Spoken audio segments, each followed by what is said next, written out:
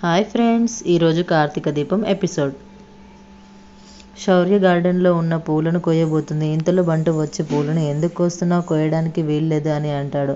మా అమ్మ కొయ్యమంది, ముగ్గులోకి తీసుకుని రమ్మంది అని అంటుంది శౌర్య. కోయడానికి వీల్లేదని చెప్తున్నాను కదా అని బంటు అరిచేసరికి నీ పని మా అమ్మతో చెప్తాను ఉండు అని దీపను పిలుస్తుంది శౌర్య. ఇంతలో పారిజాతం సీన్లోకి వస్తుంది. ఒరే బుద్ధి లేని బంటుగా, ఇలా పక్కకి రారా సన్నాసి, ఆ దీప వచ్చి నిన్ను గుర్తుపడితే కొంపలు అంటుకుంటాయి రా, ఈ పిల్లని ఏమి అనకురా, దాంతో మనకి చాలా పని ఉందిరా, ఈరోజు నా మనవరాలి పుట్టినరోజు, లోపలికి పదరా అని బంటుని లోపలికి తీసుకొని పోతుంది పారిజాతం.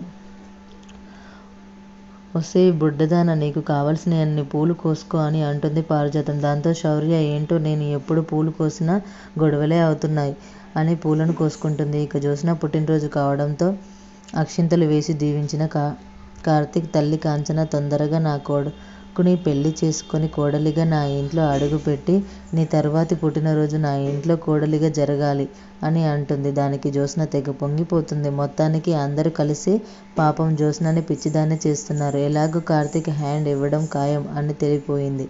కానీ జ్యోత్స్న మాత్రం బావపై అంతకు ఆశలు పెంచుకుంటుంది. ఏంటి బావా నువ్వు విష్ చేయవా అని అడిగి మరీ విష్ చేయించుకుంటుంది జ్యోత్స్న. హ్యాపీ బర్త్డే జ్యోత్స్న అని అంటాడు కార్తీక్. ఒట్టి విష్ మాత్రమేనా, నాకు గిఫ్ట్ ఏం లేదా అని అంటుంది జ్యోత్స్న. ఇంతలో పారిజాతం తన చేతిలో ఉన్న రెడ్ రోజుని కార్తీక్ చేతిలో పెడుతుంది. అది తన కోసమే తీసుకొచ్చాడని పొంగిపోయిన జ్యోత్స్న, నా బర్త్డేకి నీ లవ్ని గిఫ్ట్గా ఇస్తున్నావా, థ్యాంక్ యూ బావా, లవ్ యూ సో మచ్ అని ఆ రెడ్ రోజుని ముద్దాడుతుంది. కార్తీక్ అయితే నిజం చెప్పకుండా జ్యోత్స్నని అలా పిచ్చిదాన్ని చేస్తూ ఉంటాడు. మిగిలిన వాళ్ళు అలా చూస్తూ మురిసిపోతూ ఉంటారు. ఆ రెడ్ రోజు నీకోసమే తెచ్చాడు మనవరాలా, నీకు ఇవ్వడానికి తన ప్రేమ కంటే విలువైనది ఏముంది, అందుకే తన ప్రేమను వ్యక్తపరిచాడు.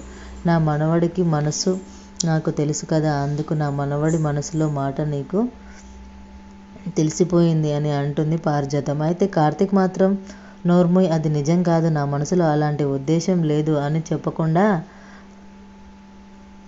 జ్యోత్స్నకి మరింత ప్రేమ పిచ్చి ఎక్కిస్తుంటాడు. అనంతరం సుమిత్ర దగ్గరకు వెళ్ళి, ఈరోజు ఇంట్లో ఇంకొకరి బర్త్డే కూడా ఉంది, శౌర్య వాళ్ళ అమ్మ బర్త్డే కూడా ఉంది ఈరోజే అంట.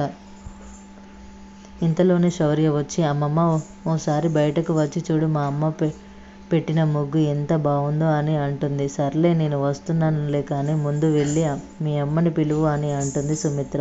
తాను వస్తుందిలే కానీ నువ్వు రా సుమిత్ర, కేక్ కట్ చేద్దాం అని అంటుంది పారిజాతం. దీపాన్ని పిలిచింది కదా, నీ కంగారు ఏంటి, దీప కూడా ఈ ఇంటి మనిషే అని చరకలు వేస్తాడు. పెద్దాయన శివనారాయణ తాళి కట్టిన పెళ్ళాన్ని వేరు చేసి మాట్లాడతాడు. దీపని మాత్రం కుటుంబంలోని మనిషిలా అంటున్నాడు. ఇంతలో దీప రావడంతో ఈరోజు మన జ్యోత్స్న బర్త్డే మాత్రమే కాదు, దీప పుట్టినరోజు కూడా అందరికీ చెప్తుంది సుమిత్ర.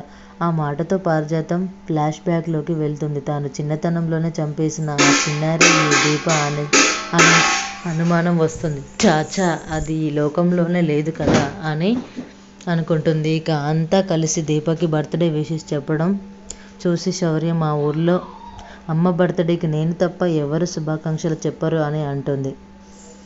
దానికి అంత ఎమోషనల్ అయిపోతారు, ఒక్క పారు బట్టు తప్ప. ఇక శౌర్య అయితే తన తల్లి బర్త్డే కోసం తెచ్చిన బర్త్డేను చూపించి ఎమోషనల్ పిండే ప్రయత్నం చేస్తుంది.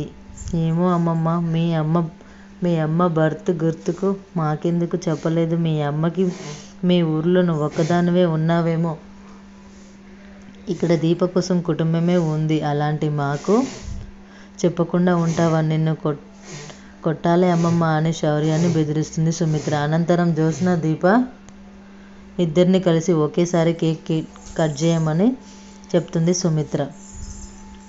దీంతో పారిజాతం, ఈరోజు దీప బర్త్డే అయితే అవ్వచ్చు కానీ ఇలా ఇద్దరిని ఒకేసారి కేక్ కట్ చేయించడం నాకు నచ్చలేదు అని అంటుంది. నలుగురు నవ్వుతూ ఉండటం నీకు ఎలాగూ నచ్చదు కదా, ఇందులో ఆశ్చర్యం ఏముందిలే అని తగులుకుంటాడు. శివనారాయణ, దీప కూడా నా కూతురు లాంటిదే పిన్ని అని అంటాడు దశరథ్.